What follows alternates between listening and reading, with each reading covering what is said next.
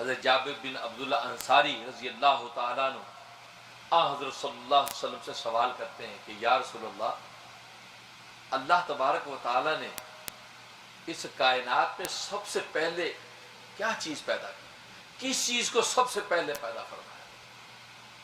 تو آپ نے فرمایا کہ اے جابر، اللہ نے سب سے پہلے اس کائنات کے اندر تیرے نبی کے نور کو پیدا فرمایا، اپنے نور میں سے،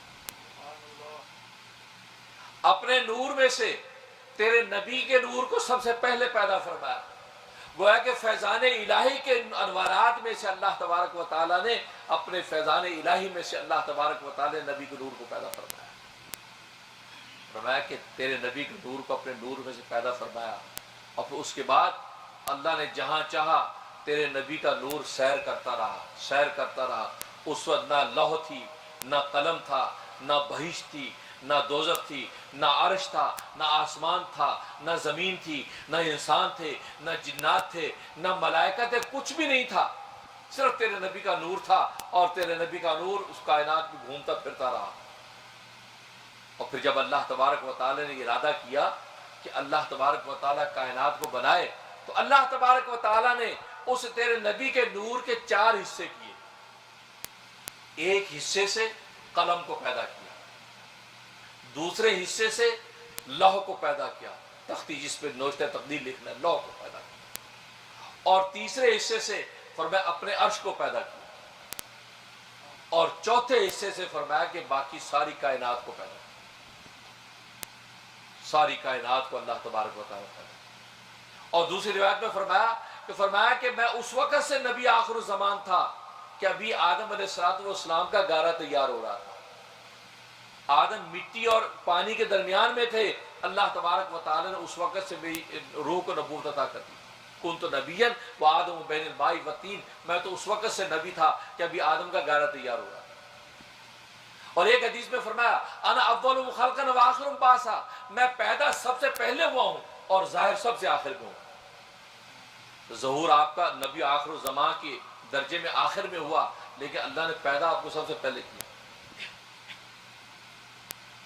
اس کی مثال علماء یوں دیتے ہیں کہ پرکار کے ذریعے سے آپ دائرہ کھینچیں تو سب سے پہلے آپ اس دائرے کا مرکزی نقطہ متعین کرتے ہیں، پرکار کی نوک سے سوراخ کر کے نقطہ مرکزی متعین کرتے ہیں، اب وہ پینسل کو گھماتے ہیں، اب وہ دائرہ مکمل ہوتا ہے۔ اور دائرے کی تکمیل کا اصول یہ ہے کہ ابتدا اور انتہا جب آپس میں ملتے ہیں تو دائرہ مکمل ہوتا ہے، نقطہ ابتدا اور نقطہ انتہا جب آپس میں ملتے ہیں اب دائرہ مکمل ہوتا ہے۔ نقطہ ابتدا کیا تھا؟ آدم علیہ السلام سے شروع کیا نبوت کا دائرہ، اور ختم کا ہوا عیسیٰ علیہ السلام پر نبوت کا دائرہ مکمل ہوا۔ اب یہ دائرہ نبوت مکمل ہوا، اب پرکار جب ہٹی ہے تو نبی پاک صلی اللہ علیہ وسلم کا مرکزی نبوت کا نقطہ ظاہر ہوا، جو بنا پہلے ہے ظاہر آخر میں ہوا۔ جیسے کہ دائرے کے اصول میں وہ نقطہ بنتا پہلے ہے لیکن ظاہر آخر میں ہوتا ہے، بالکل اسی طریقے سے نبی فرماتے ہیں کہ جب قدرت کی پرکار نے یہ دائرہ نبوت مکمل کرنا چاہا، سب سے پہلے مرکزی نقطہ نبوت کا مکمل کیا، اور میں میری نبوت سب سے پہلے بنائی، اب اس کے ارد گرد دائرہ نبوت مکمل ہوا۔ مبدا آدم تھا، منتہا عیسیٰ تھا، جب یہ دونوں آپس میں ملے، چونکہ دونوں قریب ہیں مبدا اور منتہا، اللہ نے دونوں میں مماثلت رکھ دی۔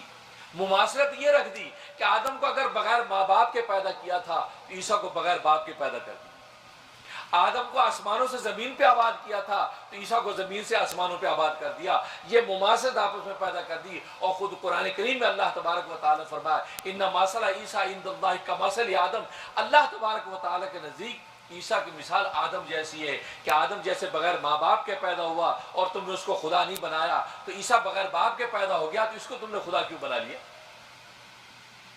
اگر تمہیں خدا بنانا تو پہلے آدم کو خدا بناتے۔ یہاں تو صرف باپ نہیں، وہاں تو ماں باپ دونوں نہیں ہیں۔ معلوم کہ آدم کو جب خدا بننے کی اہلیت نہیں ہے تو پھر عیسیٰ کو بھی اہلیت نہیں ہے۔ آدم جیسے خدا کا بندہ ہے ایسے عیسیٰ بھی خدا کا بندہ ہے، خدا کا بیٹا یا خدا نہیں۔ تو دیکھو میرے دوستو بزرگوں، تو نبی پاک فرماتے ہیں کہ حقیقت محمدی سب سے پہلے بنائی گئی، سب سے پہلے نبی پاک صلی اللہ علیہ وسلم کے نور کو متعین کیا گیا۔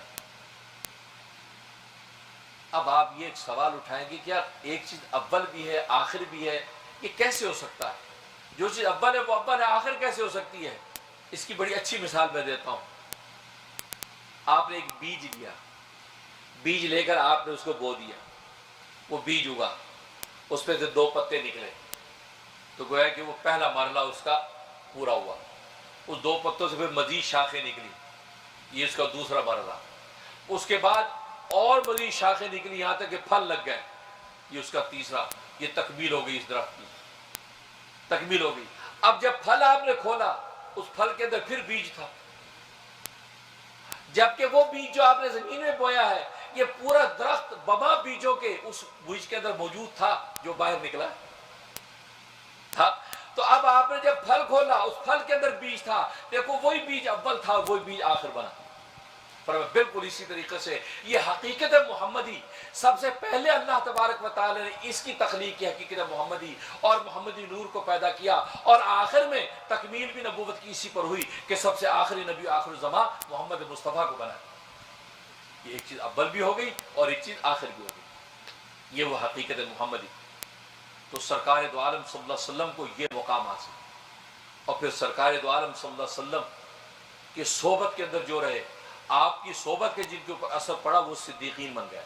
تو دوسرا درجہ صدیقین کا، اور صدیقین میں صحابہ اکرام میں سب سے اول نمبر کے کون؟ ابو بکر صدیق۔ صداقت کا یہ مقام اللہ تبارک و تعالی نے ابو بکر کو عطا فرمایا۔ پھر ان کے بعد تابعین، تبع تابعین میں ہزاروں صدیقین کے مقام پر فائز ہوئے ہیں کہ جن کو اللہ تبارک و تعالی نے انبیاء کی صحبت کی برکت سے صداقت کا وہ مقام عطا کیا کہ وہ صدیقین کے مقام پر فائز ہوئے۔ اور حقیقت ہے انسان بس اوقات دنیا کی مجاہدات کر کے بھی انکشاف کی قوت حاصل کر لیتا ہے۔ چاہے دنیا کے اندر جوگی ہیں، کراڑ ہیں، اس طرح کے مجاہدات کرنے والے، باطل طریقے سے مسمرزم کرنے والے بہت سی انکشافات حاصل کر لیتے ہیں، ان کو بہت سی چیزوں کا پتہ چل جاتا ہے، لیکن وہ انکشاف ناقص ہوتا، کامل نہیں ہوتا۔ نبی کا جو انکشاف اس میں غلطی کا کوئی احتمال نہیں ہوتا، لیکن جو لوگ یہ دنیا کی مادی ریاضتیں کر کے یہ مقام جب حاصل کرتے ہیں تو یہ ناقص ہوتا ہے، اس میں غلطی کا احتمال ہوتا ہے۔ یہ ان صدیقین کے سامنے نہیں ٹھہر سکتے کہ جن کو اللہ تبارک و تعالی انبیاء کے انوارات کے ذریعے سے صداقت کا مقام عطا کرتا ہے۔ اللہ سے دعا ہے کہ اللہ تبارک و تعالی ہمیں جو ہے وہ صدیقین، شہداء، صالحین کہ جو ہے وہ جو جماعتیں طبقات عطا کرے، ان کی صحبتوں سے ہم فیضیاب ہوں، اور سرکار دو عالم صلی اللہ علیہ وسلم کے سینہ منور سے جو دین آیا ہے اس دین پر عمل کرنا ہمارے لیے آسان ہو جائے۔ اللہ سے دعا ہے کہ اللہ تبارک و تعالی عمل کی توفیق عطا فرمائے۔